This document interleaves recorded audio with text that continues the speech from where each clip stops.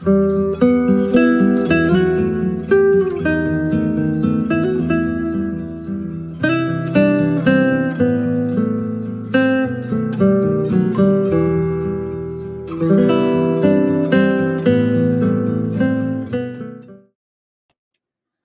you endure and survive The Last of Us episode 8? If you did, you're in the right spot. Sit down, buckle up, grab something to drink.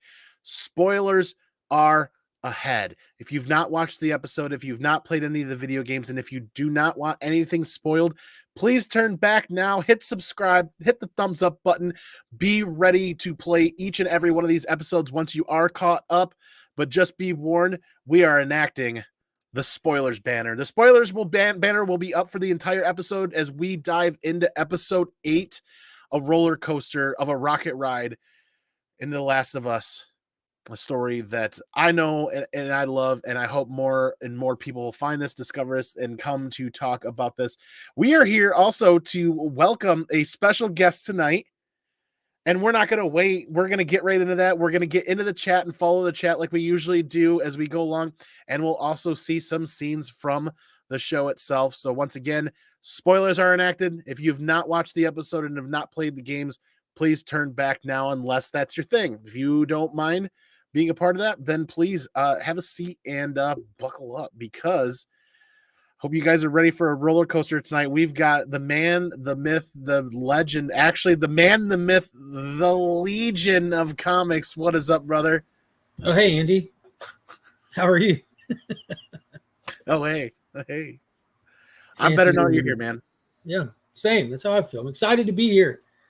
I feel a little out of my league, but let's do this. Oh, we're doing this, man. Thank you so much for being a part of this tonight, as Jackson has been called away on short notice for work, and the poor guy is getting schmoozed over dinner right now somewhere out on the West Coast. I don't know, but he was really sad that he wasn't going to be able to make it tonight. He'll have to watch this on the replay and leave a comment. We thought about asking him to record a little segment and then giving it to us, but, we'll just let him speak his piece next week for the finale, because he cannot miss that one. But then you can't bring along Mark and the Legion of Comics without bringing along our brother from another mother. That's Double O. What is up, man? How you guys doing? Wonderful to be here. I'm so excited to talk about this episode, man. This was a good one. This was a doozy, as they say. This was a doozy for sure. And our penultimate episode. There's only one left. Yeah. There's only one left. We'll get into people in the chat here as we kind of start off and kick off what we normally do. And that's kind of go over our grades for the episode. Not kind of, but we will. And we were just laughing backstage a little bit about our different grading scales. So this will be pretty fun. And whoever wants to kick this off, feel free. I'll go last with my grade. I'm curious to hear what you guys have to say. So for me, this episode, 9.8, top tier all the way. Bella brought it. This was her episode of becoming like the character she is going to be. She was hardcore. She took care of herself. She made everything. She did it. She was in trouble. She got out of it, and she endured and she survived all on her own. I absolutely love this episode. Yeah, man. Did you give it a grade? 9.8. Oh, you're going with the CGC A+. scale. A+. There you go. Okay, yeah. I give it an A+. I thought it was top notch. Man, Mark. Yeah, I really enjoyed this one. It's contender for one of my top 2 favorite episodes that I've seen so far, probably. Taking episode 3 out and putting it on a shelf, because that's an anomaly. But for the rest of them, easily battling for top 2. But yeah, I enjoyed it from start to finish. One super weird part, but I give this definitely a high green. This is super green. So, yeah, DJ knows. He knew what was coming. I green for sure. It's green. For those not in the know, that's pretty much the highest tier of grading for the Legion of Comics from the Legion of Comics YouTube channel. Greatly appreciated. High green, or green high. Either or work. Either or. Yes, what's up, you beautiful people? This is Absolutely epic to have you on, Mark. I can't thank you enough. I'm really looking forward to hearing your take on some of this stuff tonight. And we have a packed house tonight. House of L Comics. Yeah, Ryan Adams, good to see you again. And DJ Links has been in the chat. Darth Lopez giving it an A+. Cosmic One giving it a B+. Still solid grade though. Mm-hmm. It is. I've got to give this episode an A- because there's a couple of things. And as we dip further into it, I'll just say it right here. When we get to the scene in the neighborhood, and David wants to split up the group. You know, you two come with me, you two go this way and canvass the neighborhood. The two that are going with him, you guys drag the horse. Ain't no MFer in the world ever dragging a godforsaken horse. You need a tractor or a forklift, or horses are not draggable. So, like, they've done such a good job drawing me into the reality of the hardships and the situations that they're going in. And then David, with a group of malnourished people that are cold, tired, and hungry, that are not at the top of their game. They ain't got no protein powder. They ain't got no smelling salts to get all pumped and get all amped. And they want to drag a horse. And they didn't clean it right there either. No. Because that whole horse was later seen intact. Yeah. Exactly. And my wife and I are looking at each other. They got to clean it right there at least. Yeah, it's much like a lot of the photos you see from 17 and 1800s, whatever. I'm generalizing heavily about when they used to hunt buffalo out on the range. Buffalo carcasses that they were left on the spot. You didn't carry those anywhere. And the wife and I looked at each other and we're like, maybe if they quartered it up, they can get like the 6 of them to drag it back or carry it back if they quartered it up. But like, that's my one big nitpick that kind of gives it an A-. And I tend to hyper focus on some of these little things that are just really, it doesn't really matter. But the story building and the story writing that Neil Druckmann's doing, to let that one slide by, let him and Craig Marzin let that one slide by, like drag the horse back. Ain't nobody fucking dragging a horse back. That thing weighs like 2,800 pounds. It's like dragging a Volkswagen Beetle back without the tires. That ain't happening. That's that's my nitpick. I am primed, I am pumped, and I am amped. I got to spend an hour with the Comic Viking over there on their book club review, the Viking book club review for The Last of Us, the 4-issue miniseries. I got to review with them tonight, so I'm coming preamped with a ton of great energy about The Last of Us tonight. Nice. Humans aren't edible either. Boy, we will certainly dive into that. I'm going to give it an A- because, like I said, I nitpicked the horse thing. There was something else that I nitpicked a little bit, but it wasn't like major. But my one mind-blowing portion is they made the Pittsburgh connection, and I'm hoping everybody else kind of picked up on that. And it was very subtle, and if they missed it, it's something that we'll talk about as we get further into the episode. We will, but they made the Pittsburgh connection there, and we just kind of open up with that fantastic transportation to that snowy neighborhood, just like a suburban US. This could be Michigan right now. Like, I mean, it was on Saturday, right? Oh God, Friday night. Yeah, 8 to 10 inches of heavy wet snow, really shutting down most of West Michigan. But I don't know. There's a couple of really good points to stand about this episode, and I'm sure you guys are going to pick up on a couple of the things that I'm thinking of. So I'll let you tread on your first point that you really want to hit tonight without deep diving too far into the episode. So I loved the way this episode opened up. It brought to the game where she's hunting, and this is like almost like, I'm not going to say exactly verbatim, but really close to what she does in the game. She's following that rabbit, then she finds the deer, and then she starts tracking it. Like that's exactly what happens in that scene, and they did a really good job of making it more realistic for her.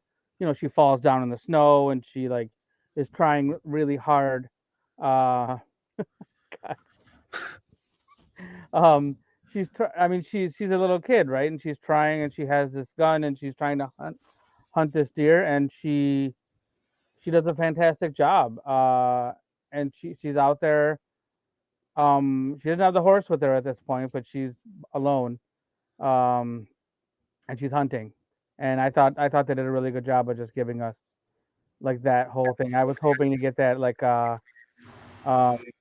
last week, to open up last week's episode a little bit, to kind of intertwine with what happened but we got it this week, so I thought it was really good the way they opened it, and the initial the hunt and her following and getting to actually finding the deer.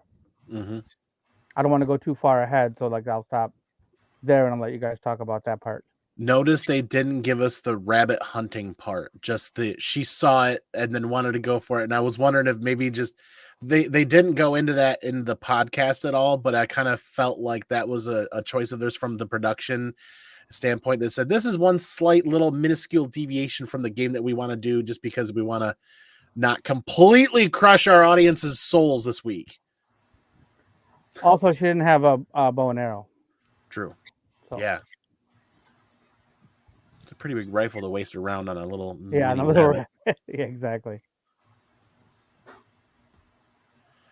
Darth Lopez saying Bella won him over this episode. Nice. Now, Mark, correct me if I'm wrong, but you haven't played either of the video games or read the story yet. No, I'm still waiting on them to release it for Nintendo 64. As soon as they do, I'm on top of it. Now I know why you and Alan are such good friends. Yeah, he just got a Nintendo 64. Yeah. The button mashing that you guys do, I can definitely appreciate that. But we open up with kind of a bit of time with David and with that group, don't we? Yeah, the opening with this new scenery, this new setting, and dude, right from the rip, immediately I'm thinking, how long is Joel going to be dying for? Because we haven't seen him in a minute, you know, and he got stabbed like 2 episodes ago. And we start this episode not on Joel, and I'm like, dude, when as someone who's not familiar with what's going to happen in any context, I'm like, dude, what's happening with that guy? So I was already on the edge, spending time somewhere else. I thought that was an interesting take to do with the show, but these people were immediately creepy. This David character, his little religious cult, you can already tell something's off. They went out of their way to do like reverse makeup on all these people, so they almost look like zombies themselves. It was just eerie. Yeah, they certainly look malnourished, tired, cold. They obviously look like it's been a really difficult, hard winter for them. But moving along, once again, the spoilers ban is going. We'll talk a little bit about the last episode, but we get to see the after effects of Joel's decision to take a life. That we have not gotten many opportunities. Not that I would call this an opportunity, but we have not gotten to see that perspective of the outcome or the consequences of a decision that Joel has made. And here is the mother and the daughter for the man that Joel took his life. And here David is reassuring and comforting them that we'll kill him. We'll get him. We'll get those people, is what he said, if I remember correctly. He said, well, they're going to bury him in the... Bring him to justice. Yeah, bring him to justice and bury the dead in the spring after the... Yeah, the ground's too frozen to bury him in spring, which he looked like a liar when he said that, too. Uh-huh. How long have they been using that ground's too frozen adage, I wonder? From the first flake of snow, probably. Uh-huh. Right. That's the perfect excuse. Yes. Yeah, it works really well.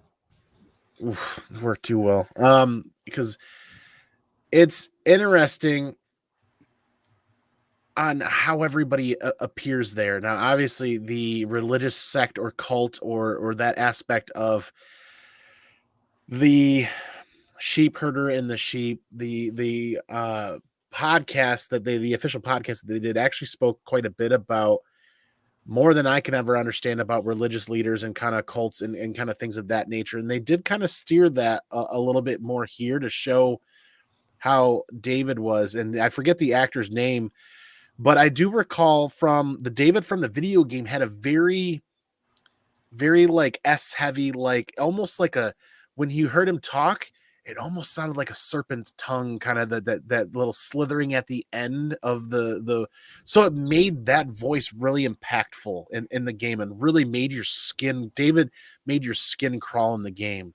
I think it was completely intentional to name him David as well, because David Koresh, Waco, Texas, the way that these people were interacting with each other, afraid of this guy but following this guy, the way that he was creepy around the children and the allegations attached to David Koresh and everything, because you don't know the context of that creepiness that doesn't evolve till throughout the episode.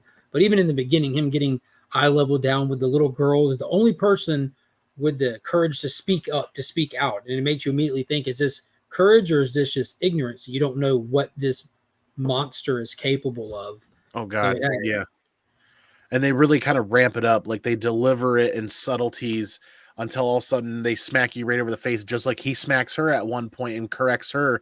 Even though her father is gone, she still has a father to speak to, whether it be him filling that role or their Lord and Savior in that aspect. That was really creepy, but they did a fantastic job. This actor did an amazing job delivering that level of creepiness without completely going over the top and making it unbelievable. This was a very believable character on screen for me. From the beginning, like, when you first met him and he likes talking to Ellie and he's telling her, oh, we have hungry people, we need this food, we need, we can share it with you, we can trade. So he's obviously trying to build trust with her. And then you see him gradually, like you said, get more and more, creepier and creepier as the episode goes on. Yeah. Notice how not a single person there, not even another male character in that group is challenging him. So this is a group that's been together for quite a lengthy period of time. Right. Exactly. And you were talking about malnourished. So the guy that was with him, right when you first meet David, is his name is James, and James is played by an actor named Troy Baker. And Troy Baker, his like just looking at him, and you talk about malnourished. Like I've actually met Troy Baker in person, and that's not what he looked. I mean, his face was like super. Like I think he lost weight for this role. Like I genuinely think that's what happened because that's not what he looks like. He looked kind of scary. I mean, whatever makeup they put on him. Would you say they de-makeup him or they put they reverse they makeup? look like they use reverse makeup on that whole group of people. Yeah, and he looked weird. Like I mean, you could see bones in his cheek. Like he just looked so malnourished and They either and like used reverse makeup or they did a casting call at a concentration camp because they looked really bad. I've seen Troy weekly on Instagram or monthly when he goes live and other things, and I'm with Double O on this. Troy lost probably a substantial amount of weight. I don't think I've seen a man that tall be that skinny in quite a long while. I mean, and they all look windburnt. Like there's that wintertime northern Michigan, northern continental United States kind of windburn where the bright red cheeks, the bright red nose is something that won't go away until springtime or summertime. It's just the skin constantly being burned. And it's interesting. I think this is where we can basically jump on the Troy bandwagon here. And I think you guys will probably agree with me. And if you don't, I definitely want to hear your take on this. I think Troy absolutely hits a godforsaken grand slam of acting in this role. I don't know what they talked about as how it was fitting him in. And I don't know if this is something he asked for or this is something they asked of him. But I think that he absolutely hits a grand slam, and I'm wondering why he's not a mainline character in something like this, to be honest with you. I think he crushed it. And to answer Darth Lopez's question, this is the actor that we're talking about who played Joel in the game. So he did Joel's voice in the both games. Yeah, I'll see if I And can get a better shot. but yeah, I think he knocked it out of the park. I think he crushed it. I think in the little thing that they do inside the episode afterwards, he was thankful to play a character that he's like, oh, I thought they were going to make me a clicker or something, make him infected, but he was happy to play a human so he could like actually be in the show for a while. I think from beginning to end, I think he did a really, really good job. Does he act in other stuff? Because I think he's he really mainly carried all that emotional acting in a lot of his expressions. He didn't do much in this episode, like I didn't have a clue who this guy was. I don't know his name. He seemed like he served the purpose of like showing that little untrustworthiness between like the followers and the leader. They clearly just depend on this guy for the bare essential of survival, which they're incapable of doing themselves for whatever reason. But just I don't know. It didn't blow me away, but it served its purpose. He plays the right hand man of David, and he's obviously one of the longest tenured people to spend time with David because he's the one of only two people, him and David, know this group's secret. As we will dive into that as we go forward. So he's actually probably like the fourth or fifth most amount of screen time for a character, I think, because obviously Bella is up there right at the top with David. Those are probably the top two people getting screen time in this episode. Joel being on there. I think Troy as James is in that top 5 group of screen time for this episode, to be honest with you. So they really, really did him justice. And I think to answer your question, he's mainly a voice actor, I believe. Yeah. He does a lot of video game voices and animated things like that. I don't know if he's done a lot of actual where you see him live action. Well, for that being the case, he did a stellar job. Even from that photo right there of him, you can tell how much he's carrying the emotions, his feelings, and everything in his eyes. And he was doing that through the episode. Not want to get into spoilers, but there's a couple of moments where that really stands out. The nervousness and all that. Yeah, as we keep going throughout the show, I'll just pick up screens to either remind us of stuff or to bring up other points. But just the weathered look on his face shows the amount of motion and turmoil that he's carried for 20 years throughout this. And like 00 said, Mark, he is credited mostly for voice acting in video games and has I'm not going to say very little. He doesn't have the screen credits, obviously, as Pedro Pascal or even Bella. But I felt like I was watching somebody that spent their entire life acting on screen. I really did. Really did. He's got chops for sure. And I think that's why I was so drawn to it and why I felt like this was such a standout, important aspect of this episode. Is it's not just the voice of Joel that we know. In this episode, he didn't sound like Joel at all. Yeah, I was going to ask all that. Was that weird knowing that? Because I'm learning that right now, but was that odd knowing that, especially seeing how he ends?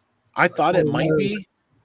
But it didn't seem odd to me at all because once he started speaking, I did not hear Joel. I heard somebody that I'd never met before. Yep, I agree with that. He does he's been in some Batman movies. He's been in animated, and he's been in things like that. So he kind of has been good. It takes you a minute to figure out that it's him. So he's good, and he can also sing. If you're into Pearl Jam at all, he does a couple good Pearl Jam covers. You can check those out. But I didn't recognize the voice. He definitely did. He did a good job of making it sound different. Nice. Agreed. I know he's a musician who's on Instagram live, I think once a month, maybe once every other month. I thought it was every other week or every week, but for a while there. But I'm just realizing now that I hadn't seen him on there for a while. But that's quite the performance from Troy. I was quite happy with that. We'll talk more about that as we go. But then 00 kind of opened up earlier with that aspect of Ellie hunting the deer, and that's something Sarah and I kind of talked about is when we were watching this episode, we noticed that she's going through the motions that Joel was teaching her in prior episodes of learning how to shoot and how to hunt. It's been a while since that happened. Sorry to interrupt you. No, go ahead. It's been a while since that was a couple episodes ago where he was teaching her, so she's probably had time to practice, and then there was that 3-month gap that they skipped. So there's probably been time where she has, and she was playing the part of Lookout for a while too. So she's probably had practice and learned how to use the gun and gotten better over the time since she's learned. So it's definitely been a few months. Yeah, it's cool. You're seeing she's not some amazing sharpshooter. She's still rough around the edges. She's still tripping up, getting excited to spot game, and not responding how Joel would probably tell her to respond and everything. And then when she makes the shot, she's legitimately surprised that she did it with her response. Right. And it's awesome that you kind of bring that up too. She's definitely not a professional, and it actually plays off really well in this episode.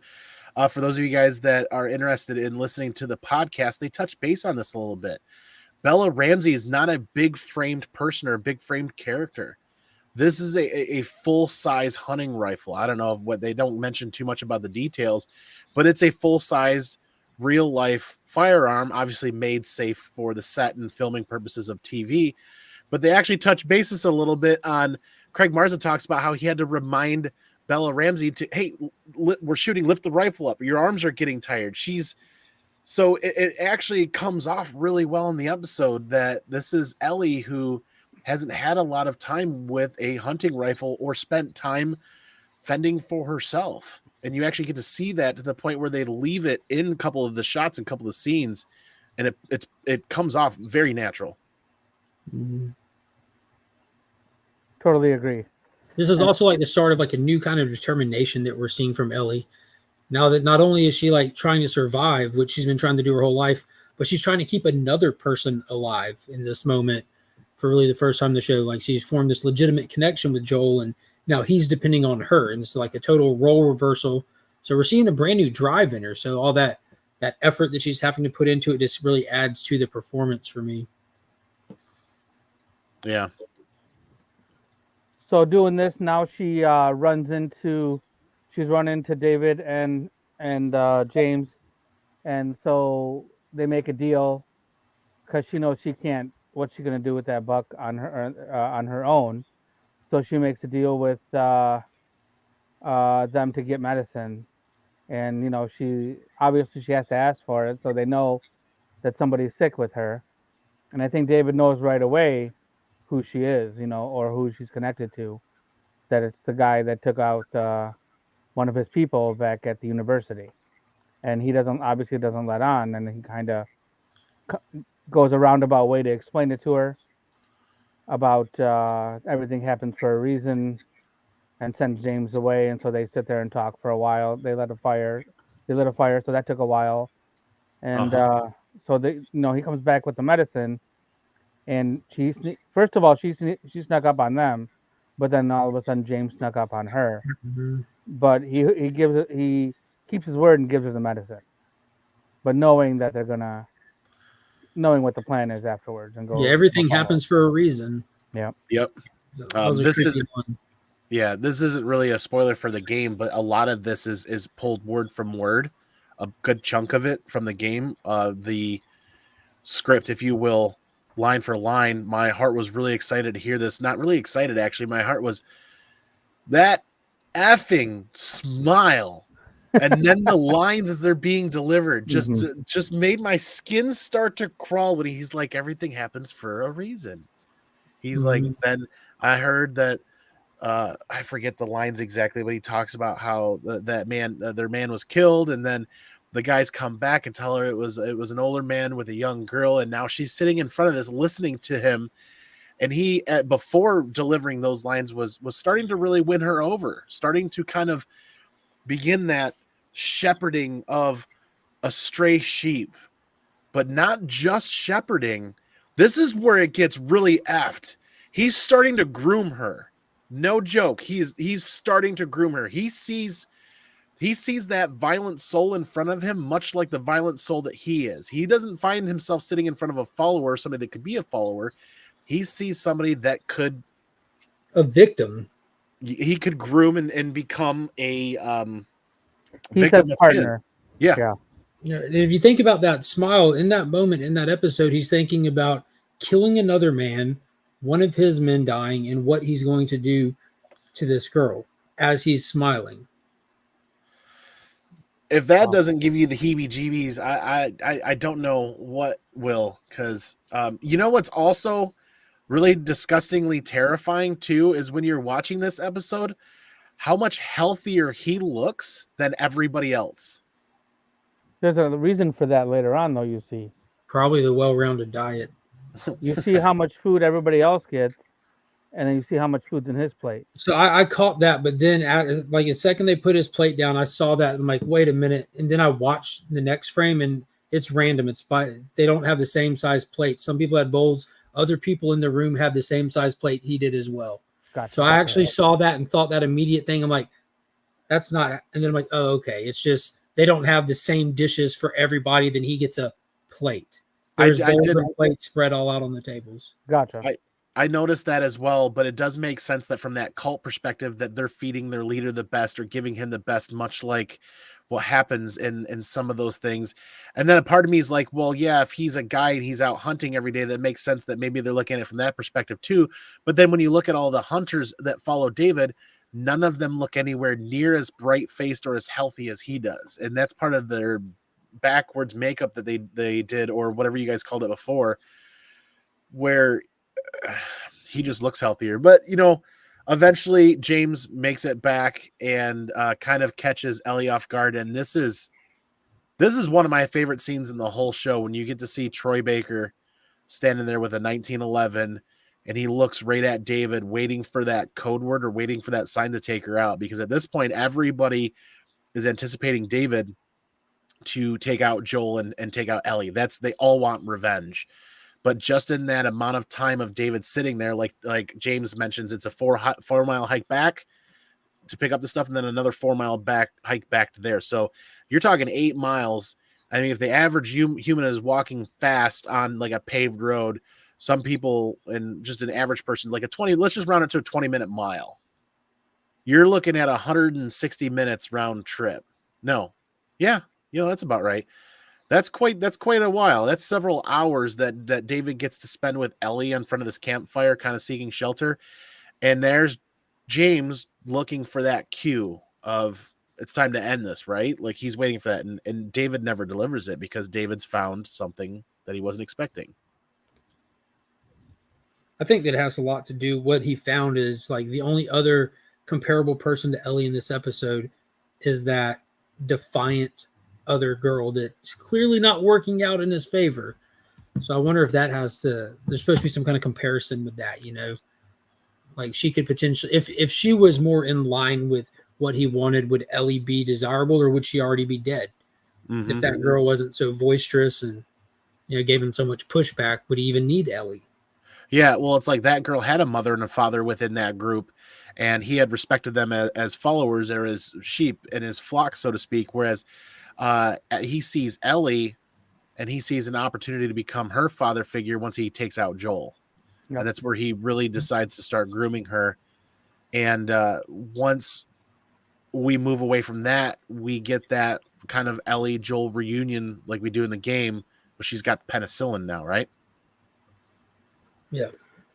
She goes back with the medicine, and she doesn't know what to do with it. And like, what is she supposed to do? So I had to look away, but she did it right into the wound. Yeah, I had to think about that. Like, I wouldn't know what to do in that situation. Yeah. Where does it go? Yeah, I don't know. I have a funny interaction. If I can get to this scene and pull it up, I don't want to put up a scene that's going to get blocked or anything of that from YouTube from just goriness. But she absolutely loads that syringe. It was a lot. It was a lot. And the first thing right next to me, 3 feet away, is, you do not need that much penicillin. She's like, you can, there's no need, like immediately from my wife next door, you do not need that much penicillin. Now she's got the entire syringe loaded full to the bulk.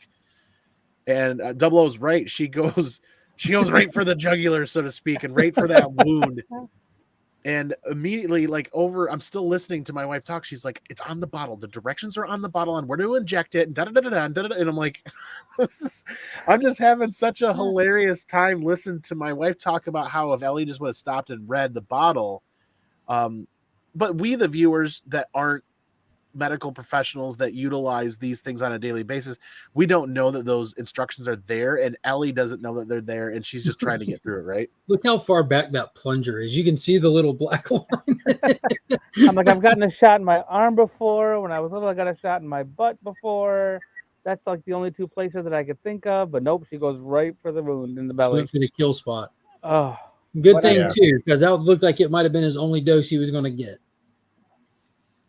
And that's not a little needle by any means. I've got a fear of needles, so that really hits home for me. Yeah, like I said, I had to look away. I'm not a needle guy. No, but yeah, at least after the needle, we get Ellie kind of snuggling up to him, which is something they kind of point out a little bit on the podcast of just, I forget exactly the verbiage they use, but he's obviously he's looking a little bit better. You notice that on the episode, she placed what is the last of their food rations, that last chunk of beef jerky. She placed it on the collar of that blanket right underneath his chin, and when she comes back, it's gone. Yeah. So obviously Joel's at least eaten it or knocked it off or moved around or something, so we know he's not completely dead. Yeah, and in this scene right here, when she lays down up against him, he slowly just leans into her as well. He leans his head over to her. Yep. I wish I would have made time to rewatch this today. I could have, but it was a busy day, and I'm gonna have to rewatch this again tonight. I'm with you guys. This is just, we talked about this last week or the week before. It's time to start buckling up and getting ready because they're about to deliver us some severe knocks over the noggin with About to. I mean, this episode was full. I mean, I thought it was full of.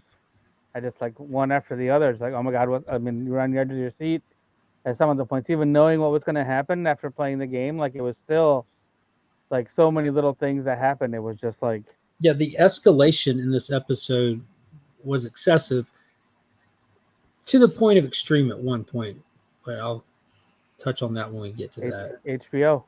Yeah, and here's where this comic comes into play. Sticks Boy, the cooks had to know. The cooks had to ask about the meat as we start kind of getting into. We start cutting to what's happening in the kitchen as we move back to David and his followers, and you kind of wonder because things don't quite look right. Well, they knew. They knew. David said that it wasn't just him and that one other guy. It was him and a few other people. And of course, he would tell Ellie, is what he said.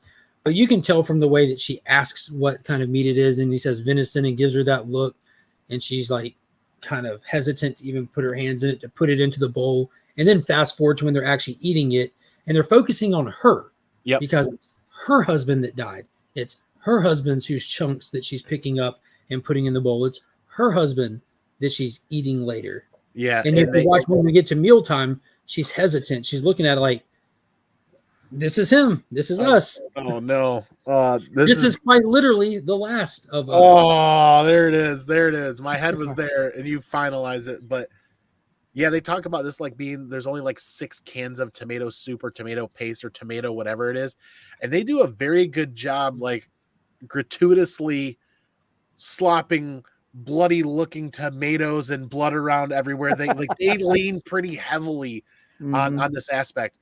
And as we start to go in I'm trying not to go play by play because I don't want to stretch this out to a 3-hour episode, but I do want to touch bases a little bit as they get together, they gather for this last meal on the Pittsburgh connection. As we get a little bit more history about this group of David with Silver Lake, I think it is, this resort they're at. Silver Lake, yep. David talks about leaving the Pittsburgh QZ after it had fallen. Mm-hmm. We didn't get the Pittsburgh QZ in the show. They sidetracked to the Kansas City QZ. Oh, that was wicked. But the Pittsburgh QZ is their stop after Boston in the game. But in the Kansas City QZ, when they're driving, Mark, you saw on the screen as they're kind of driving or walking, they're going through the street, and one of the back alley scenes shows a pile of human bodies being burnt. Mm-hmm. That's the kind of first indication in the show of cannibalism. It's implied very lightly in the video game, though, when they're doing that in that city element. There's a body of a pile of charred bodies in the back. It's behind a workshop that Joel and Ellie stumble on, where people are being dismembered and laid out on tables, and there's piles of shoes and piles of clothing. Everything's piled up, and it doesn't quite look the same as what we get here in this episode further into the series, but it's implied lightly that people are tinkering with the idea of cannibalism, and they might be doing it to survive because of what was happening on that table. Now, they don't call them cannibals, but they do call them hunters in Pittsburgh, and they're called hunters here. And David makes that connection in the story about how they escaped the Pittsburgh QZ. So we get that. I don't know if that was intentional or unintentional, but we get that connection that kind of, it confirms for me that what we were seeing in the show from Pittsburgh in the game to Kansas City in the show to here is the ever so subtle presence of cannibalism till ramping it up right here. It's straight up cannibalism. Absolutely gut-wrenchingly churning, and them dragging in the deer while they're sitting down, and people have that thought and that aspect of what this could be in front of them, and they see that deer. It's like insult to injury. People just kind of stare at it. What am I eating? If you've actually finally brought a deer and showed us a deer in front of us and we haven't seen one forever. Yeah, when was the last time they seen a deer or a rabbit or anything? I know. The only saw in there was that magical horse, super light. Yeah. the levitating horse. Right. Able to pull it without any, just two guys can pull it all the way across 4 miles away. Yeah. I think Mark's back after freezing up for a minute. But that scene that they talk, that's the scene where David slaps the girl and brings himself down to her, and he doesn't take her hand. He puts his hand out and makes her make the choice to grab his hand. Right. Here, let me help you up. You fell down. Uh-huh. Isn't that a little creepy? It's a lot creepy. Yeah, he's a sociopath. Yeah. And they're talking about the quantity of food that he receives, like you guys were mentioning.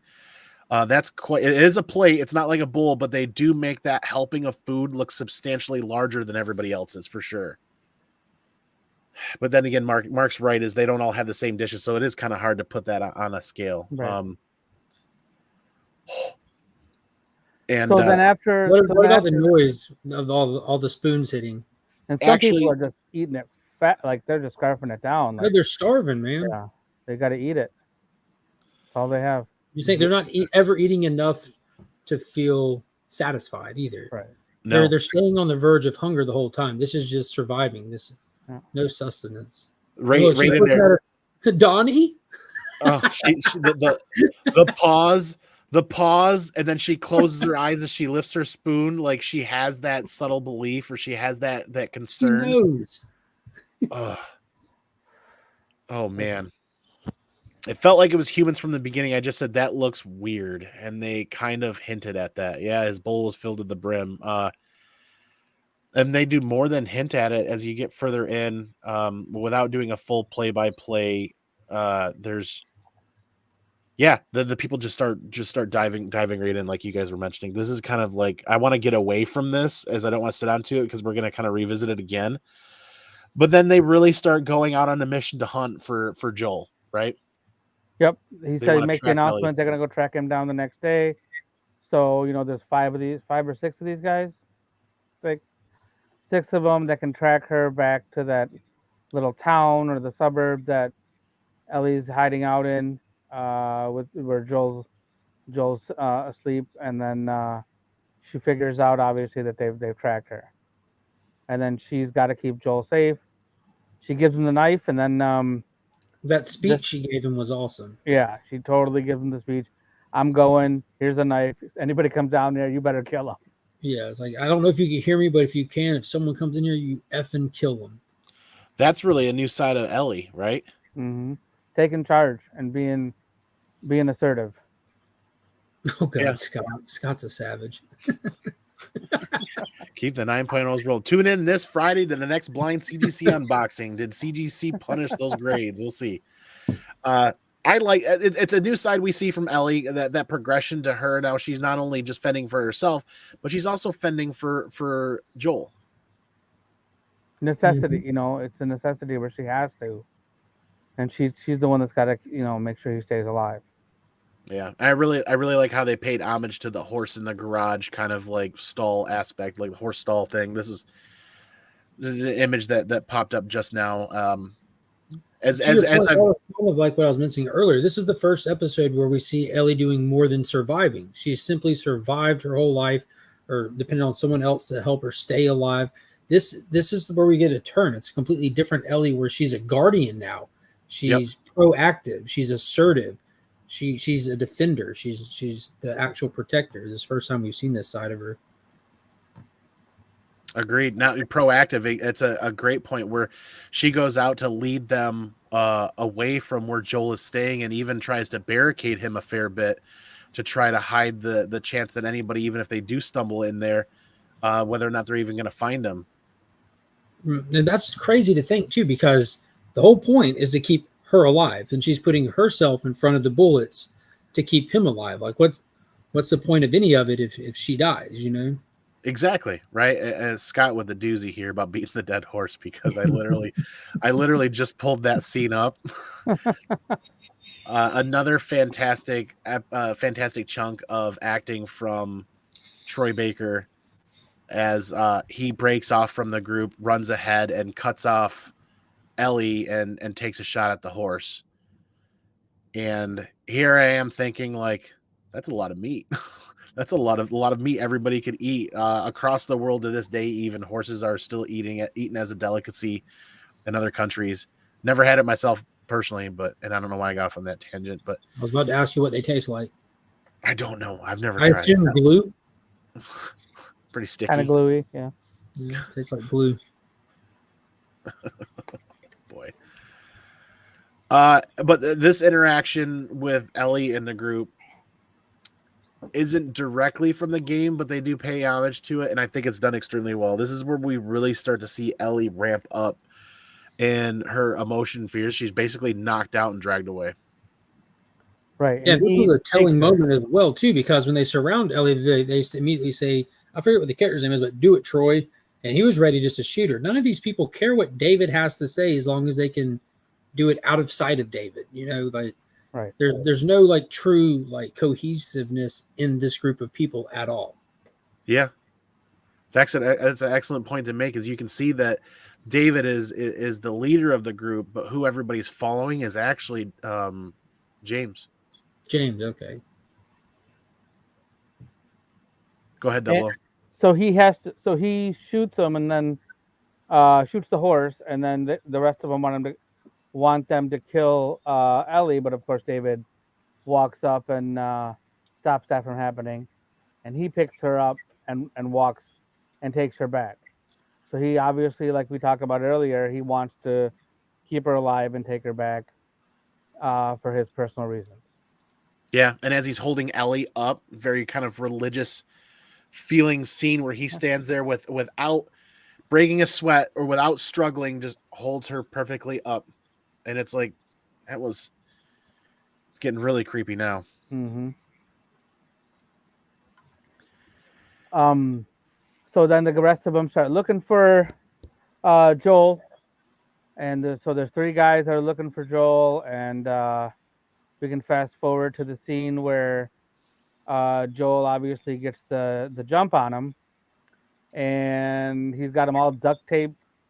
He's got them both duct taped to a chair or to whatever's behind him. I forget what the other guy's taped to, but this is almost like right from this is almost right from the game, where he's got the knife in the kneecap, and he's ready to pop that kneecap off to make sure that he finds out exactly where this town is and where they took her. Yeah, that torture scene was insane. Oh my god, That was really hard to watch. Yeah. Oh God. Yeah. They did Pedro Pascal does an amazing job just showing how weak and yet strong he is at the same time. Like, this is it. I got one chance to overtake this guy that has found where I'm hiding out at. And then you're right. It's not entirely verbatim, and it's not exactly scene for scene from the game, but that torture scene, neither one of us down here could watch it. Like, we had to look away and just like that. Like, Joel falls back on his Firefly training of making the other collaborate the other and vice versa. But then he goes to the after dispatching the first guy, he goes to the second guy. I believe him, and just bludgeons him to death with a pipe.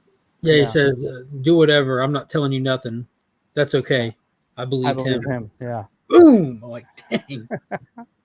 Vicious. 2 things that confuse me. She randomly stumbles across a stag like it's business as usual. Yeah, I mean, and they apparently can't find anything and have to eat each other. Well, they actually do talk about that a little bit on the episode, Scott, about David discusses how it's been a particularly harsh winter and things won't grow. They can't get crops to grow. They can't scavenge anything.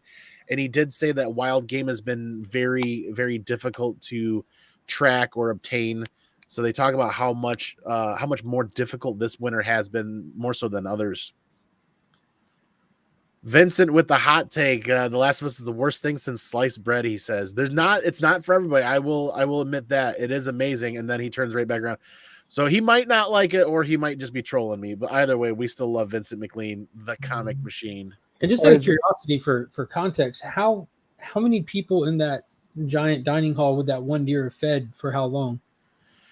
It's kind of hard to say when you look at people that number. I know the last time that I took a deer during hunting season, it depends on the weight that it dresses out. But if the average deer dressed out is going to run you 150 to 200 pounds, that lasts a family of 4 almost a full year, depending on how they use it up. If you're eating it every day, a family of 4, a deer that size probably would only last like 3 months.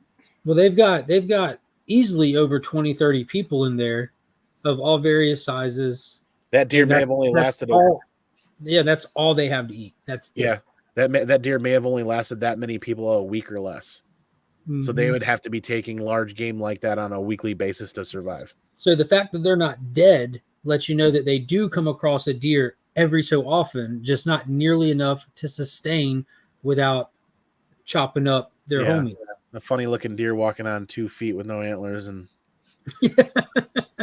how many episodes is this going to run? There's only one more episode. Next Sunday is the finale. I will watch it when it's all out. That's where a lot of binge now. If you start watching the episodes now and give yourself a week, you'll be able to watch the finale with everybody on Sunday. That's where a lot of people at that want to watch the show, or they're just waiting for it all to be out so they can binge it in a whole weekend. I can appreciate that, but that's something that Netflix and streaming media has done to us as a society, as a group, is that they've delivered that opportunity to binge an entire chunk or a series in one weekend, and that's how some people prefer it now. I feel like you lose a lot of the magic of a show not having that week to stew on it and live with it and all that stuff. It really takes away a lot of it. And when you put in that much content, like me personally, when I just sat there and binge so much content, there's no way that you keep all of the little details and all that stuff, because it's just so much coming in at once. It's just the big stuff that stands out at that point. Yeah. It 100% makes sense. You can't stew over it. You don't talk about it. You don't, like if everybody's watching it, like if I'm watching it, like we talk about it every week here. I talk about it with some other friends as well. And, I miss things, they miss things. And we kind of like, no matter what show it is, if it comes out weekly, like even like some of the Disney shows and things like that come out weekly, we can talk about it and kind of like dive deeper into like stuff that you're more interested in. And you can, water cooler shows, those things are like storm binge stuff. Like no one's on the same episode, no one's this or that. I can't stand it. I miss that. I grew up on that in the 90s and the early 2000s. Even Friday night was X-Files at our household, and then Monday at school, hey, did you watch the X-Files Friday night with your family? And da-da-da-da-da. I do kind of miss that water cooler aspect, and that's starting to really return for some of us at work post-COVID. As more people continue to go back to work and we get content like this delivered, we get back into that camaraderie of that water cooler aspect. And that's why I love doing this here with people in the community, is not only do I get to do it at work with my friends, but then I get to do it here with the community with my friends and you guys on a weekly basis. Yeah, so my whole staff is watching it now. My entire staff, after I watched the first episode, I told them to go check it out. Now we talk about it every Monday and every Wednesday when I first work with them. My oldest daughter and me talk about it. She messages me too late in the middle of the night when she finishes watching it on Sunday. And yeah, it's so fun. Like that aspect is lost on binging. I like it the week to week. And I do get that cringy kind of like, I cannot wait for the next episode, like next Sunday, but that just makes it even more special when you get there, right? Right. Vincent, don't miss out on the game while this is going on. I think PlayStation has offered the original game free at one point or severely discounted. So keep an eye on that if you want to play the games. You like watching Pedro violently parent things twice.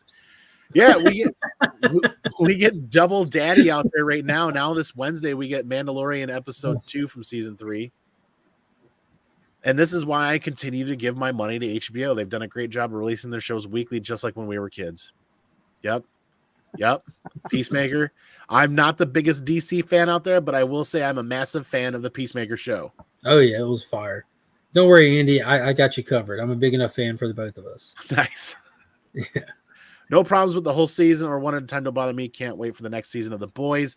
I need to get caught up on The Boys. That's been so it's gratuitous in nature, and it's so violent that it was like I need to catch up on this at another time. The team's same thing. Yeah. Yeah, it was like I felt like it got to the point where it was just all shock factor. They're just trying to just be edgy, and I'm like, yeah, I'll get back to this one day, and I just gave up on it. It's slack for me, Sarah. I'll slack. Mm-hmm. I miss that team speak in that aspect after I get done at work and sit down and play video games and do stuff like this. There used to be team speak servers all the time that I'd hang out with people on in the remote workers water cooler, so to speak. But I mean, to kind of progress our episode tonight a little bit further, we get Joel back on his feet, barely going through the storm, kind of just like in the video game as you're trying to walk through there. It was really cool. And then he kind of starts to stumble on some of the outbuildings, and I just missed it. Yeah, doggone it. We get the horse. We find the horse again. I accidentally clicked the wrong button, but we get to see, and then it comes up again. It's ain't nobody dragging an entire dead horse 4 miles to where they're at, and this thing is fully frozen. Maybe they had a snowmobile or a sled. But also check all the antlers that are right there too. There's a stack of antlers. So that goes back to what we mentioned. They find game, they just don't find a sufficient amount. Not enough, yeah. So while all this is happening, Ellie, David has Ellie, and Ellie wakes up in her, basically it's a cage. He has her imprisoned in a cage, and she wakes up, and he's trying to endear himself to her in every way possible. He's being nice to her. He's bringing her food. He's, trying to convince her that, he's speaking up for her to convince the others to keep her alive. And then he goes off into his whole spiel about how they're like, have the same energy. They have the same heart. And then they violence can be in their together. souls. Yeah, yep. They both have violent hearts, and that they have a connection, and that she should consider what he's saying, and she should fall in love with him, basically. This is one of my favorite parts of the video game and now even the show, is the viewer and Joel. We start to see Joel experience how evil and how disgusting this situation is at this camp. And the look on Joel's face when he stumbles across the meat locker of human bodies along with that horse.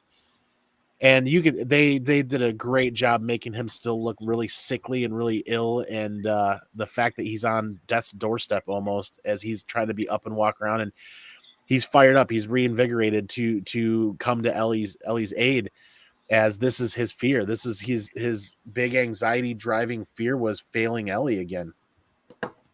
He found her backpack, so he knows she's there. And he's like running on like adrenaline and sheer will at this point. And penicillin. Oh, and right. He has enough penicillin the last 2 weeks. Exactly. And this is so much is happening all in one shot here. I want to take a moment because the next big thing that we're going to talk about is this scene where we're in here, but the look on James on Troy Baker's face of now they're finally getting vengeance. Like he looks satisfied that he's holding her down, and it just makes my skin crawl and just adds to the creepiness level as you really see the devil in David start to come out. Now, real quick, because we did just kind of go past it. This was right before that scene was when he was like trying to coerce her into joining the little clique, is when she noticed the ear on the ground. That chopping block table was what he was sitting up against when he was talking to her. So this was the moment that Ellie realizes what's actually happening here. And that moment, that the acting chops on this kid, well, she's an adult, but the acting chops on this young adult, when she saw that, and you just see like her go from being tough, assertive, trying to be a badass, and like really just push her anger and try to scare this guy off, to just sheer fear. Like, oh my God, it was washes over her. Like that was a crazy little turn. I was wondering, like, as a viewer, I'm like, what is it? What is she looking at? Because they let that moment hang. Right. And you're living with her fear, and you slowly feel it build in you as you're watching. And you're like, what could she possibly be looking at? When it turns around, it's just a little piece of a butchered human that had hit the floor next to the table. And now I'm like, oh, that was smooth. And you don't see it until he turns and looks at it, and you see what it is. Yeah. He matches her view.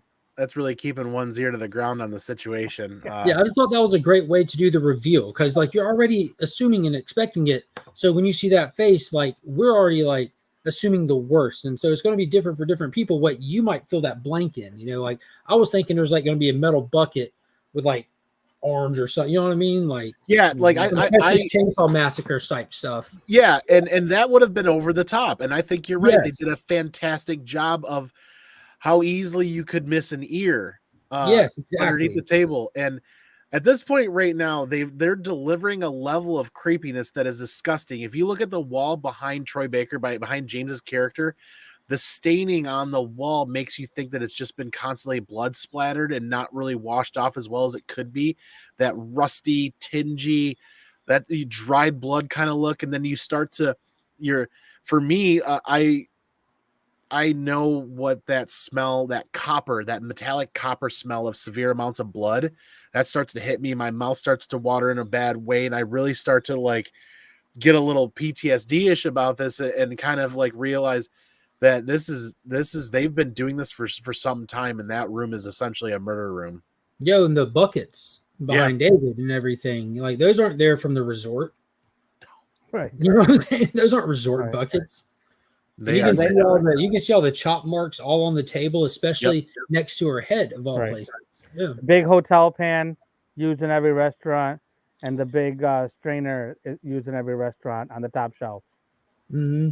The stuff they don't use anymore. We'll stick with the buckets.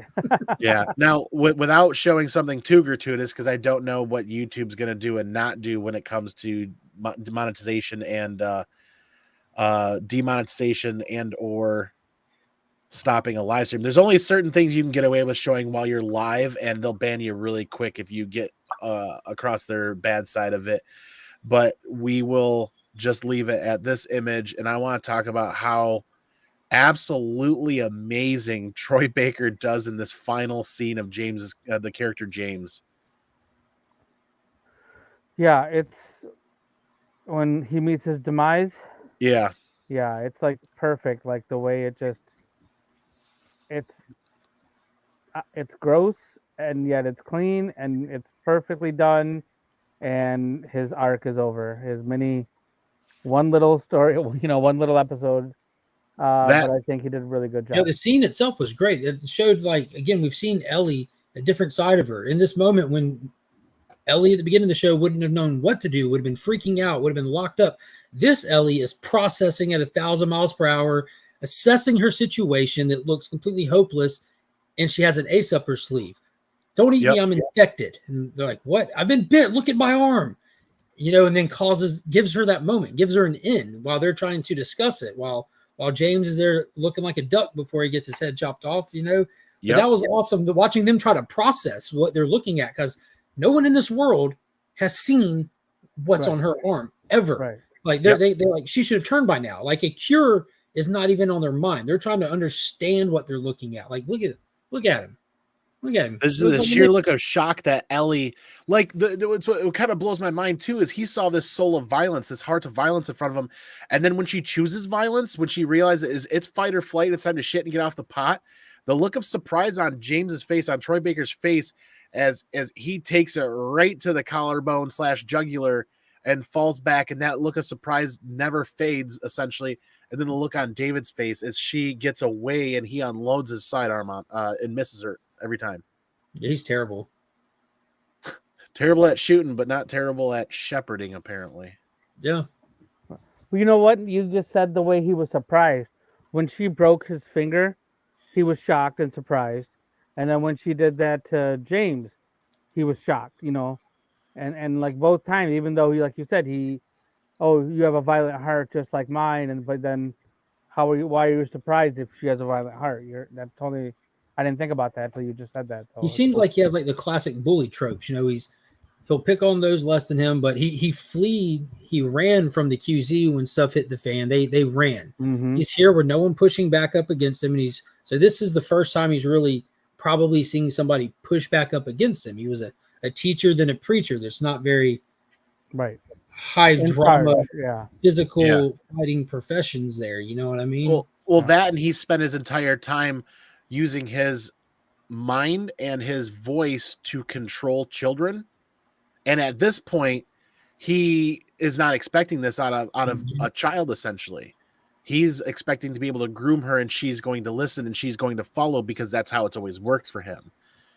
But I still don't get the nonchalantness. And I granted some of this is writing and the way they have it going, but he stops and pauses after Ellie throws that smoking beam of wood from the kitchen stove, and you can see it in his face. He consciously makes the choice to not do anything about that fire. And in my mind is like, that's a curtain. Just rip the damn thing down, throw it outside, you're done. And then instantly the whole place is up in flames. And the look of anger on his face on what she's done to his abode, his home, his church, or his temple is sheer anger. Like, he switches off and doesn't care about that and turns around, and he's laser focused on delivering that anger to her, that justice. So I never even caught the anger thing. And this is actually the one like strike I have against this episode. It's this scene right here. So like, it's this character. It's that escalation through this episode. So he's like, we get introduced to this soft-spoken guy. Then we're like, okay, he's kooky. Okay, he's kooky and mean. Okay, he's kooky and mean, and he's a psycho. Okay, he's kooky and mean, he's a psycho, he's a cannibal. Okay, he's kooky, he's mean, he's psycho, a cannibal, and he's a rapist. He's kooky, he's mean, he's psycho, he's cannibal, he's a rapist, and he's okay with dying.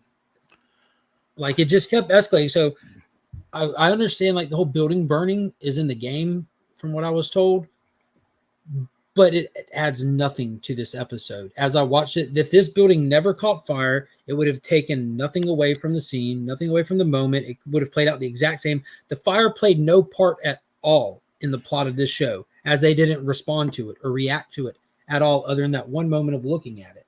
And we don't get anything beyond this either, like how it affected anyone else in that town. So I just thought that just took it so far to a point of excessive unbelievable, because this man has done nothing but focused on self-preservation from the moment we meet him in this episode. And then all of a sudden he throws it to the wind just to sexually assault somebody. Makes zero sense. You make a really good point. I can't wait to hear what Double O has to say about this, because I did also feel something a little odd when that fire starts and the fire's really going, that in the video game, the building does burn. And when your hand is on that controller, because the building is burning and you have control of that character, you feel a little bit more anxiety, a little bit more drive and push, because you got to get out of there. The building's on fire. Stop, drop, and roll. You get out. You're always taught that growing up from a little child on up to adult, that if a building's on fire, you're not staying and hiding and running from something. You're trying to get out. So it delivers a bit of it, a more anxiety when I played the game. But in the show here, I can see where you're coming from. Is they, one, don't focus on it tremendously. Two, he spent all that time in that self-preservation mode. You're right. Like, then he does nothing to preserve that temple of his. Or him, the building himself. And then even with the fire going, with that in that moment, in that show, the fire is not your first reaction. Even if that was really happening. If you're in a building that's on fire and someone's actively attacking you, that's still your first priority. No matter, that's your fight or flight, is focusing on the person holding you, not the building. Like, you're subconsciously probably going to link them, but you can't get out if someone's holding you. So you would be doing everything you can to that person, just like she was. So then at that point, the fire doesn't matter. Yeah. In the context of the show, it just made the character go off the rails to the point of, like, unbelievable for me. Like, okay, they just took this to the, oh, don't you know, struggling is my favorite part. Well, you're not going to get to enjoy your favorite part, because you're going to burn to death too before you get a chance.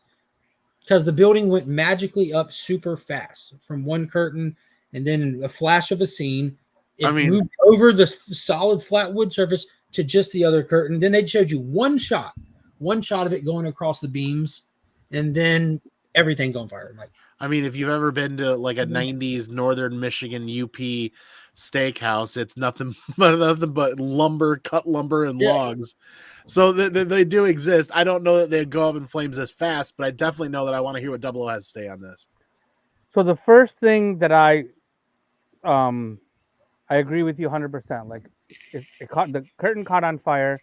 I'm like, you need to stop and put that fire out. Like, I said that out loud while watching this episode. Guess you better put that fire out, or it's all over. And then he didn't do it.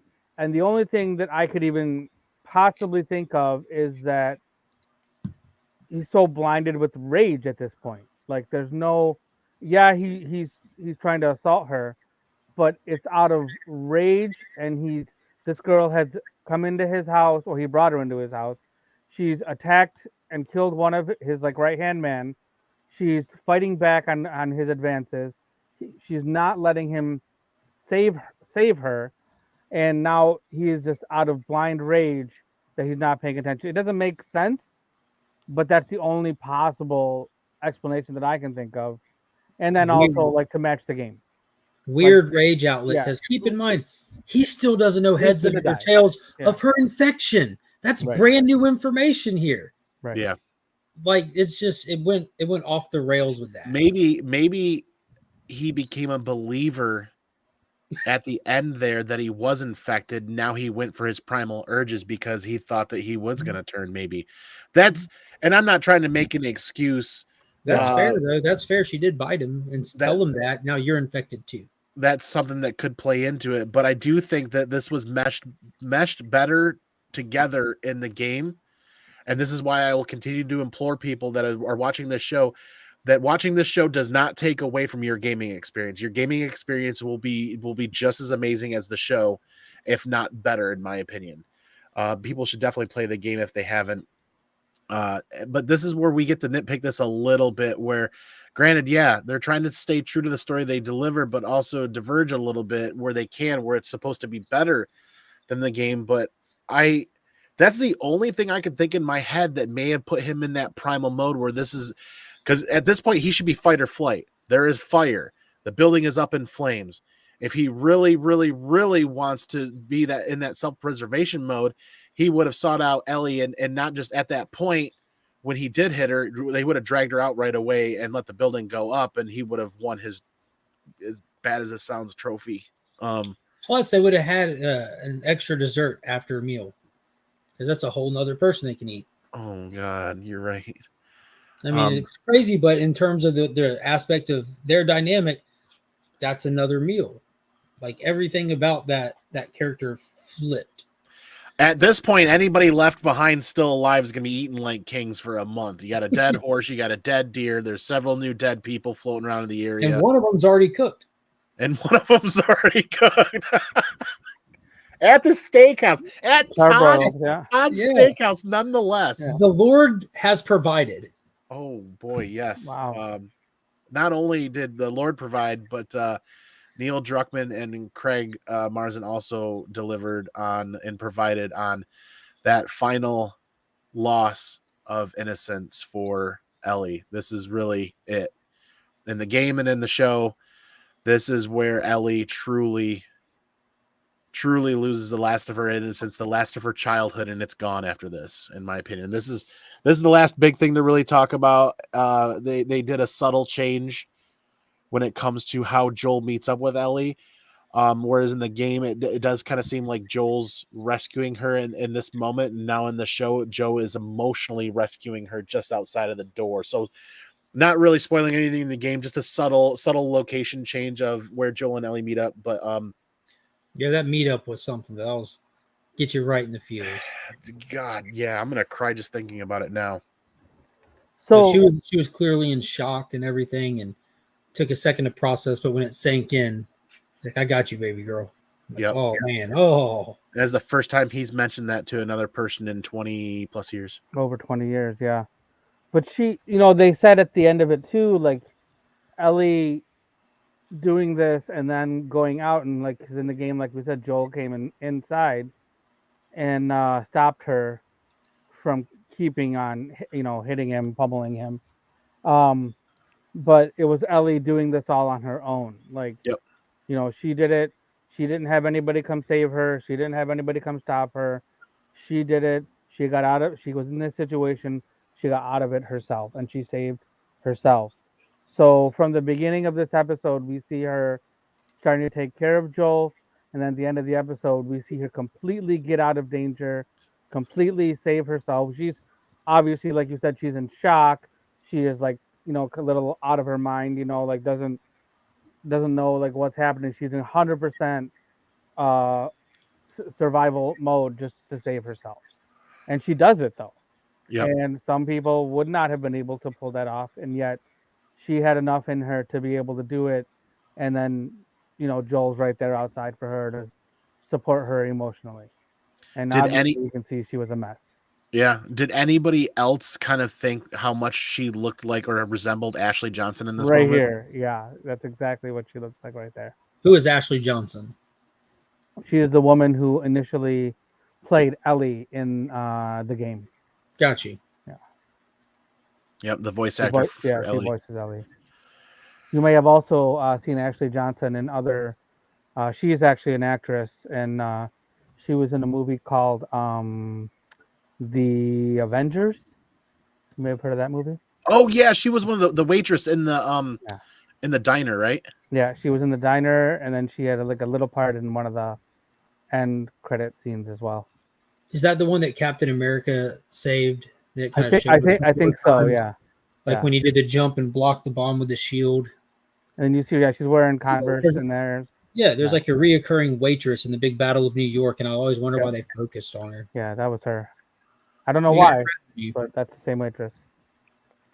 Yeah, and then I could ramble on for another hour, but we're over the hour mark, and this is essentially the last big milestone of the episode, so to speak, about where Joel. She, interestingly enough, it's the front end of Todd's Steakhouse that is on fire, where where David meets his demise due to Ellie's savage fight or flight aspect, and she goes stumbling out the back door. It says Todd's Steakhouse, please use main entrance, so like the back or one of the side doors, and that's very fitting where that Joel is catching up to them, finds her just outside of there, because in the game they. Joel kicks out like the front door and they escape out the front door.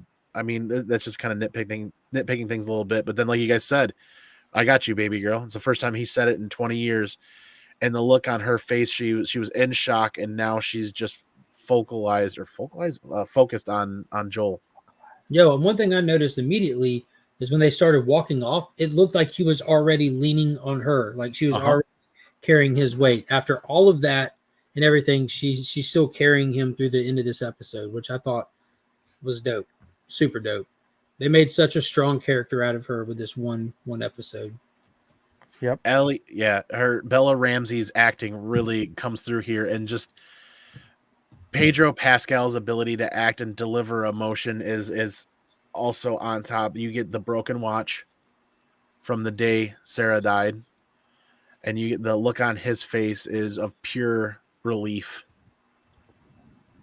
that she's safe. Yeah, she's still alive. She's okay. And anybody that's a parent has had a hug like this at one point, whether it's simple as losing a child in the store for an aisle or two, or it's something as severe as a car accident. A parent at one point or another has had a hug like this, and it really, really freaking hits home. Oh, I want to get to that. You made an excellent, right there. You made an excellent point, Mark. Where instantly, as they're walking away, he's emotional. Ellie saves herself. Joel emotionally saves her, and then yet Ellie's still carrying him as they walk away. Mm-hmm. And this was absolutely the perfect way to close out this episode. My mind's racing about supplies and digging through this and looking for that, and it's like, okay, we've beated the baddie of this area. Now we got to clear it out for supplies, but just because the gamer in me. And this is how they close out that episode. And they're moving then without hesitation. They haven't had a lick to eat. They've been through the worst that they can be through. They have literally no supplies and no food. And what they're doing, they're pressing on. They're moving away. They're gone. They're getting out of there. Yeah, I'd imagine it's still a pretty dangerous place to be. I mean, they've taken out 6 people out of a huge group. So it's 30? probably not safe. Not safe at all. And at this point, those people are going to be. Scott didn't like it. I'd like to hear a little bit more about why he hated it. Probably because they didn't open enough drawers. Yeah. Like Jackson. I just read that in what was it, in Living Color? Hated it. Hated it. I forgot about that. We got into the behind the scenes after that, and there's the trailer teaser. We won't touch bases in on that. I don't want to get too far into the theories and the potential spoilers for next week. It's going to be the biggest episode of TV this spring / this end of the winter time. So I think now is a perfect time to start wrapping it up and go around the horn with final thoughts and with not necessarily theories, but what can we touch bases on for next week? What our hopes are, maybe? Well, I do want to mention the trailer a little bit, and I'm not going to say anything specific or the what's coming next. They gave us this was probably the smallest, shortest little bit of what we're getting next week. They gave us what 4 little scenes. They extended a couple of them a little bit longer, but what they actually gave us was nothing. You saw a woman, you saw this creepy looking infected, you saw a guy with Joel with the gun, and that's pretty much all you saw. Like they hardly gave you anything to go for next week, which is okay. I'm not upset by it, but I kind of like the fact that they didn't give us anything because they're not giving anything away of what's going to happen. They've given us enough leading up to here, and even the early trailers. Like there's some scenes in the very first trailer that we saw that have not happened, and it's possible that it may not happen, but I have a feeling that this next episode is going to have some of those scenes for sure. You know what we can talk about? I'm sorry, go ahead and then I'll speak back you're up. good. Go ahead. You know what we can talk about? We can bring light to now that the episode is done with. Is a tweet that Bella Ramsey put out, and I can't really find it at the moment. I want to bring it up to the screen. A tweet or something on social media that Bella Ramsey said that yesterday's episode was gonna be it was gonna divide viewers. Do you remember that? You actually didn't you share that in the group chat? Yeah, I thought it was the last episode that she was talking about. Oh, now I want to look at that because I thought it meant this episode that we just It watched. would make more sense to be the last one. Yeah, I think she was talking about the final episode. Oh, the one that's coming or the one that just happened? The one that's coming up. Oh, okay. The next episode. I'm sorry. Oh man, now I gotta be worried all over again. I don't know where that went, but it makes sense though. I mean, it just makes sense. Was it? Yeah. Here it is. In an interview with Vogue, Bella Ramsey says episode 9 season finale will massively divide fans. Yo, for context, how far are we into the first video game? We are 1 episode away from finishing the first video game. Okay, I didn't know how far they were taking the season. They've definitely skipped things. They've definitely, they've had to shorten them for television. I would prefer it if this was like a 15 episode season or 12 or 12 even. Yeah, there was. What about 13? Anything more than 9 would be fine. Okay, I was just curious. Yeah. Because even like this episode, like what we saw today, there were things that they skipped. Like I'm just gonna tell you, like there's a bonding time. There's a little bonding scene that happens between David and Ellie. Not really like bonding, but like they do things together to save themselves. And so they skip that, so you don't see that before they get to the point where he's trying to convince her to join him. So he has more reason. Knowing the episodes like how we have taken 2 episodes to do stuff, this seems like it could have been an easy aspect of the game to turn into 2 episodes. A very easy aspect. Yeah, like the cliffhanger for sure. I think when they talk about diverging from the video game, they could have spent a little bit more time with David's people and with Joel and Ellie and flesh that out a little bit more into 2 episodes, like Mark said. But when you look at the cinematic scenes from the game though, and cut out all the gameplay, it equals up to like 8.5 or 9.5 hours of like a movie on YouTube that you can go and watch it. Like for anybody watching this on the replay or live tonight, if you don't want to spend the money on the game, but you want to get caught up on that story before the season finale, you can watch the whole thing in 8 or 9 hours on YouTube. And that's still going to not take away. Like it gives you the story, it gives you the meat and potatoes, but you're still going to have a lot of fun playing the game afterwards if you chose to do it that way. About 8.5. Don't do that before you watch next week. No, don't do that. You don't think? No. You don't think so? I don't want. Wouldn't you know where to stop though? Wouldn't you know where to stop? If you stop right here where you see the steakhouse burning, then fine. Yeah. So there's I don't want anyone to spoil this last episode for themselves if they don't know what's going to happen. I went back after episode 3 watching the split on because I for the first time I saw people in comment sections big mad after episode 3, diverting from the game so much, diverting from the game. And I'm like, yo, why would people care that much? It was such a good episode. So I went and watched the cutscenes up through there, and I'm like, yeah, they didn't really divert. They just highlighted something that, I mean, you still serve the same purpose. We go to this guy and we get a car battery. They did that, you know. The essence was there. So People have their reasons for being mad, and people have their reasons for not. but it was clear when I knew when to stop. You know what I Yeah. mean? Like, I'm like, okay, so this was the last thing I saw in the show. I'm stopping here. I don't want any spoilers for what's coming. I've been rooting for a Spanish dude to die in every episode. Oh, Scott. Yeah, that's fair to say, Double O. Anybody watching this on the replay, don't spoil next week's episode. But if you are interested, do what Mark was doing and kind of watching the cinematic cutscenes and getting caught up with the episode without going over and spoiling it for yourself. Because it is nice to be able to compare the two. And I think that's kind of why we're having a different viewing experience. Double O, is we played the game, we're big fans of the game, and that might be why we're having a little bit different viewing experience. So it was amazing having Mark here this week to kind of get his perspective on the show and his take on that. And I really, really appreciate that. What are issues for season 2 to buy? There are no comic issues. Nope. There's only 4 issues of a comic that they've done. It was a 1 miniseries that was originally released before the first game came out. Yep. And it's called Last of Us American Dreams. Yep. Issues 1 through 4. That's it. And this is definitely something I want to touch bases on with Three Rivers here and anybody else watching this. I would not go out and buy a CGC 9.8 of this book right now at all. I would give it I would probably start looking for deals right before Christmas when people start to get hungry for a little bit extra cash. And I think right before Christmas might be the earliest that we see. You know what? I don't want to go too far into that, but there's definitely give it a year or 6 months a year. Just wait and keep an eye on it. That's dangerous too, because the next season will be getting ready to fire up. You need to start window shopping no earlier than 3 months after this wraps up, when all the hype starts to calm down and people are on to the next shiny thing. Yep. Then start window shopping. Just look at the prices now and write them down, and then go window shopping later.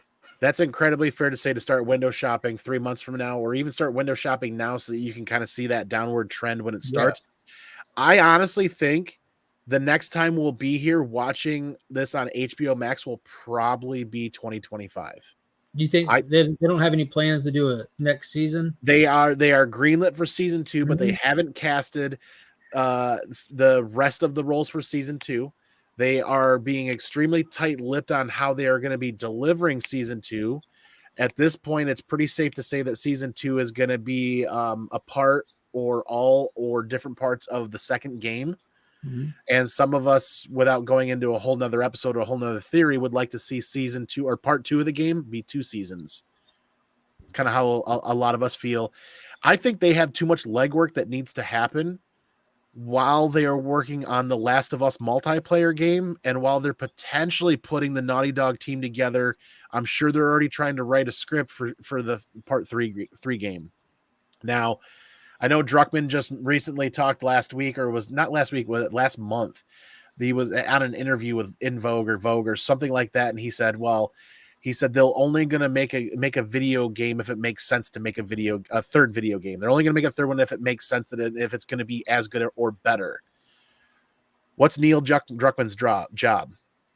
He works at Naughty Dog to be the creative director for the intellectual property that is going to be making Naughty Dog the most money. It's a company. It needs to be profitable.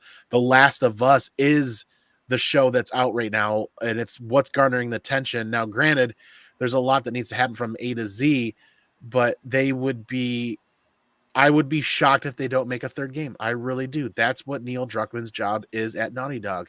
If he wants to end the story where he's ended it so far, I think they did a beautiful job, but I think the Naughty Dog would be crazy to not make a third game. I really think they do, if they can pump out a script good enough, if they can deliver a script that's going to be good enough. And I think Neil Druckmann's going to need time to do that. So I'm thinking 2025 at the earliest before we see Last of Us on the screen again. At least 2 years. I think another year to write, cast, collect themselves, and another year to actually film and go. That's just me personally, and I hope I'm wrong. I hope I'm wrong, but I hope whatever they do, whenever they do deliver it, it's delivered as masterfully well as this first season has been, if not better. It's HBO. Yeah, it's HBO, and now they've seen what HBO has tasted the potential success of this franchise, of this story. Now I know that And there's so- huge praise from like the community, the video game community, and stuff like that. But has anyone looked at the numbers where the show stacks up against other television shows, other HBO properties? Like what kind of viewership is this pulling in? 8.1 million for yesterday's episode, and to compare, House of Dragons was in the 20 million range, and House of Dragons already had a fandom developed and built from Game of Thrones. Yeah, so that's not bad. That's It's not bad at all. 75 or 76% increase from episode 1. Perfect. That's what you want to see, is that upward trend. Yep, constantly going up. Every episode has been bigger than the last. Because there's a lot of people like me that don't video game. You know, the vast majority of people that watch television don't video game. So the fact that there's people that get drawn into it, that's and then they stay and they talk about it and work, man, that's awesome. Scott with the comments. Google it. I don't know what you're talking about, man. We'll cross that bridge if we ever get there. But we make up a very small portion of the pie that is let me rephrase that. 10, 15, 20 years from now, the fandom that is The Last of Us, that is that core fandom, we're still going to be a very small portion of the pie. The comic book collectors, readers, and the video gamers. The Last of Us fandom that will be The Last of Us fandom still hasn't even quite discovered The Last of Us. Mm-hmm. There are a lot of people out there that wait for shows to hit season 2 and season 3 and beyond before they really start getting on a fandom, so to speak. This is not going to go 11 seasons like Walking Dead. It's probably going to be 3 to 5 seasons max, in my opinion. I'd rather it be short and pack a proper punch. Yep. Agreed. Yeah, I don't think they can do I don't think they can do more than 2 seasons for the next game. I mean, I guess they could stretch it out, but it wouldn't really make sense. Was the game substantially longer, the second one? It was bigger, for sure. It was almost double. Yeah.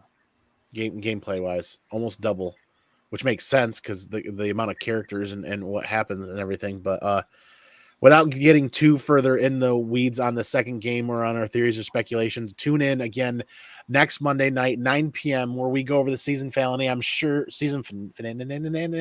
where I'm sure we're going to run along there as well. And it's going to be absolutely a tearjerker, in my opinion. Mark, you are welcome to come back next Friday along with anybody else. So we can have Jackson, Double O, Mark, you, me, maybe 1 or 2 other people, and make it kind of a collection of sorrow, so to speak, for the ending of the season.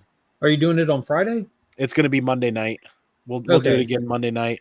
If it got to be something that was going to be really big, that a big portion of the community wanted to do a massive get together, it would make sense to kind of do it on a Friday night. But I thought you just said I'm welcome back next Friday. Did I say next Friday? I think you did, and I'm thinking to myself, is this a joke? I'm just gonna be sitting backstage, no one here on Friday. No, next Monday, same bat time, same bat channel, 9 p.m. No. But Mark, we are not going to stop there. After the season finale, we're going to do at least 1 or 2 Monday night episodes to talk deeper into the game and the comic book series. So if you do get any of the gameplay in, let us know. We definitely have you back for that. Cool. Not a chance, but I appreciate the invite. It's worth trying to bait you in there. I'd have to go buy a console to even pull that off. Or borrow somebody in the community. It's coming out for PC pretty soon. Huh? Yep. You'll be able to play on your PC pretty soon. This is a laptop. That'll work. That'll work. Either way, it's time to wrap it up. I've asked an extra half an hour from you guys and the viewers, and I've got to hit the sack and get to bed and get up nice and early. So one more time around the horn really quick. Double O Man, where can people find you? What do you have coming up next? I will be live on Renovision on Wednesday night at 9:15. We will be doing the totally awesome, coolest show ever. We will be discussing, I don't even remember what we're talking about. We're talking about a bunch of cool stuff. 9:15 on Renovision. And then, cool. That's all I got coming up soon. Very cool. Looking forward to it, man. Mark, brother, again, thank you for your time. We are Legion. # We Are Legion. Where can people find you and what do you have going on next? Right here on YouTube at Legion of Comics. I'll be live tomorrow afternoon doing the live preview hangout for the new DC books of the week. pulling the winner for the weekly DC giveaway. All you gotta do is be there to be entered to win. And then Wednesday, I'll be uploading my 2K Epic subscriber giveaway. Tons of awesome stuff. Be sure to subscribe to the channel and check it out. I'm looking forward to that, man. I'm gonna go Congratulations again. Thank you. Thank you. You're getting there. You guys know where to find me. One of these days, I'll be tailing behind Mark and Legion of Comics, going up on the next subscriber giveaway soon. But Monday nights here, Tuesday nights, Comic News Weekly, Wednesday night, New Comic Book Day. And more importantly, big announcement, this Friday is the next Blind CGC unboxing. It's already up. It's already scheduled. Everybody can go click notify and click the thumbs up so you get the notification, because we are doing a live giveaway on that Friday night show. We've got a great box of books to unbox, but you guys know we've got the community box of slabs we're going to be drawing from to give away there. I'm really looking forward to that. We actually just shipped out Big Lion Cat's winning box this past weekend from the one before it. I messaged him. I'm like, bro, I'm going to ship this to you. He's like, well, just bring it to Heroes Con. And I'm like, Heroes. but I don't want to pack. I'm flying. I don't want to pack a book. Let me ship it to you really quick. So Big Lion Cat should be getting that this week. And that is, that's winner number 4, I think. Big Lion Cat. 4 winners already for the year, and we're moving on to the tail end of the quarter. And we got 2 more boxes of books being graded at CGC, so you guys know where to find me every night of the week almost. But I can't thank you guys enough for all your time, and everybody in the chat for all of the messages. There is the link for Legion of Comics, and I will make sure later tonight or tomorrow morning to drop that link in the description below for everybody on the replay there. But man, I cannot wait for next week. This is going to be absolutely, absolutely insane. So excited. Should I be nervous? I am. Then I am. How does it go, 00? When you're lost in the darkness, look for the light. Look for the light. That's it. All you can do. Endure See and you guys survive. next week. Peace out. Pinky's out. Be excellent to each other. And party on, dudes.